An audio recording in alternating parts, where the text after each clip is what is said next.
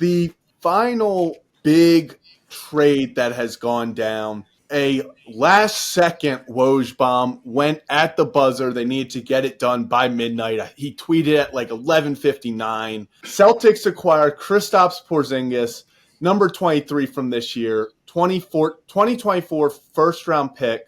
The Wizards get Tyus Jones, and the Grizzlies receive Marcus Smart. I do have to say, as a Grizzlies guy, I, for one, absolutely loved this trade. He's the veteran. We were such a young team. He's a veteran. He's who Dylan Brooks thought he was. He's a tough-nosed.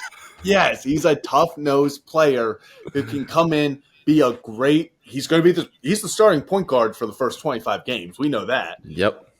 But he embodies the grit and the grind that Memphis is about.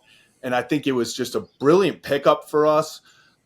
But obviously, there were two other teams involved. I think it was good for the Wizards as well, just because, they got Tyus Jones. That's a fun, little cool backcourt with Jordan Poole and Tyus Jones. They'll get 30 wins maybe with that group. Duke and Michigan backcourt. Woo. Yeah, just electric. That's so fascinating. So you were like, it's the veteran we need and all this stuff, and I was like, well, they got Steven Adams, and I was like, what the fuck is Steven Adams going to say to him? I'm like, crikey, mate, you can't have the gun out on your Instagram live. They're going to listen to Steven Adams about that, bro. Aquaman, they're just listening to Aquaman. Yeah. I know what you're talking about with gun violence. In Auckland, New Zealand, we got tons of it back then. Exactly. That's what I'm saying. And he was our oldest player. No one else. Did you think Tyus Jones was telling Ja to stop doing we needed someone to walk in and would just look Ja in the face and be like, are you serious right now? I think Marcus is that guy. So both on 100%. And off the court, I think it was a good trade for the Grizzlies. We will see about my favorite part so far is the Celtics hype video for Kristaps Porzingis. Someone pointed out that 30% of the highlights were from the Obama administration. And I was like, that's rough. Because they were showing some Knicks highlights of very early on Unicorn. Yeah. Wow. I don't think I've seen the hype video yet. Yeah, it was tough. I'm not going to lie. It was. I'm going to have to go check that out. I forgot how young Kristaps looked at one point.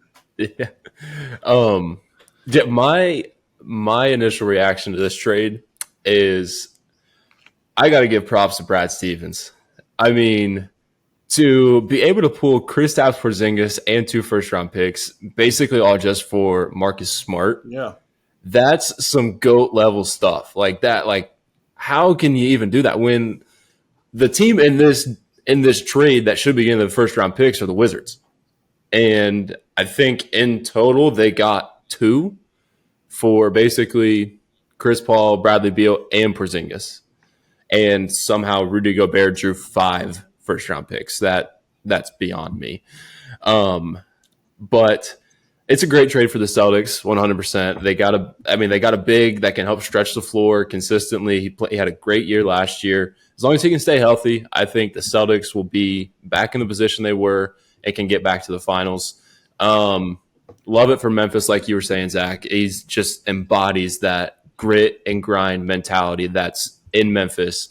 And a backcourt of him and Ja can be really nice. And great defensive player. You have the 2 reigning defensive player of the years on the same team now. That's going to be that's low key like Tony Allen and Zach Randolph. That's just 2. Marcus Gasol. How did I not say Marcus Gasol? And he was a defensive player of the year.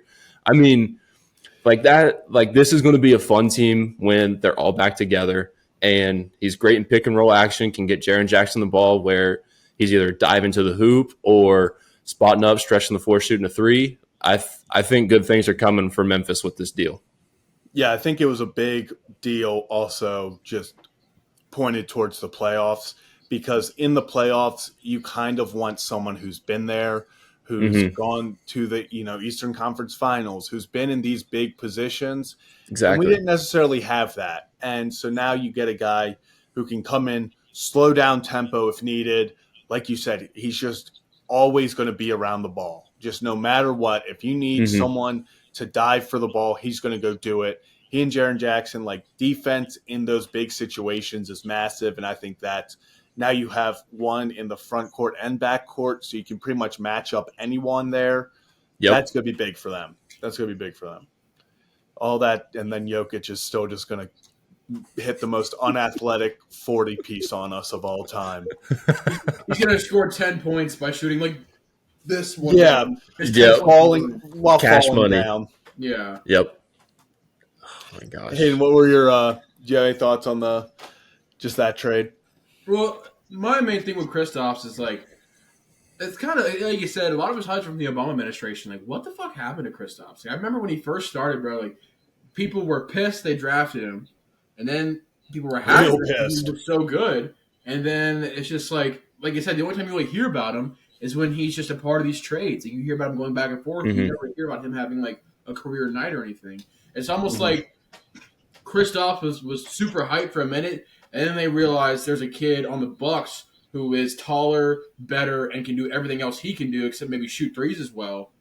And everybody just went from Kristaps to Giannis just like that, and nobody cared about Kristaps anymore. Yeah, this is Kristaps' fourth team now, I think. Knicks, Dallas for that period of time with Luka, and then Wizards, and now the Celtics. Yeah, and that's weird because actually, how old is Kristaps? He's not.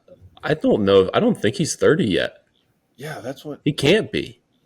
Dude, I remember when Kristaps went to the Mavericks, I was like, dude, him and Luka, it's gonna be crazy. That's what I was thinking. Languages, but no one's gonna know what they're saying on the court. They're gonna be talking in code. It's gonna be crazy. And Kristaps is 27. Holy cow. Yeah, not even. I mean, he's close to 30. But like, yeah, like what? I was thinking like, oh, he's probably like 29, about to hit 30, like one of those. This man is 27. That's insane. But I love this. If it works out for the Celtics, that's weird to say you love a trade if it works out, but let me explain. If they can stay healthy and you can run Derek White, Jaylen Brown, Jason Tatum, Kristaps, and Robert Williams, and then you have guys like Al Horford coming off the bench. We'll see what happens. Yeah, Peyton Pritchard. We'll see what happens with Malcolm Brogdon if he stays or is traded. But like you said, the Celtics should very well find themselves in the same position as last year. I mean, we'll see. I could see it being against the Heat again if some stuff goes down. But yeah, I think we could very easily – I think they'll be back in the Eastern Conference Finals. That's what I was going to say. Like, in the East, now that I think about it, because like it seems like all the stars mostly are in the West. Like, Celtics should be a lock for the conference finals. Who's going to be that other team? Like the Bucks, if they can finally pull something together. The Sixers kind of seem like a mess to me. So I want to see Embiid. I'd be happy for him. But I don't know what's going on with Harden there, and they're talking about trying to get. I don't know if I dreamt this or I read it somewhere that they asked for Tobias Harris, like Jared Allen and Evan Mobley in a couple picks. Did you guys see that too? Yeah, they wanted. Like that's just. I don't understand how you can, with a straight face, make that call to Cleveland. Like, yeah, I'm calling all the boys, like, hey, come listen to this trade. I'm like, what?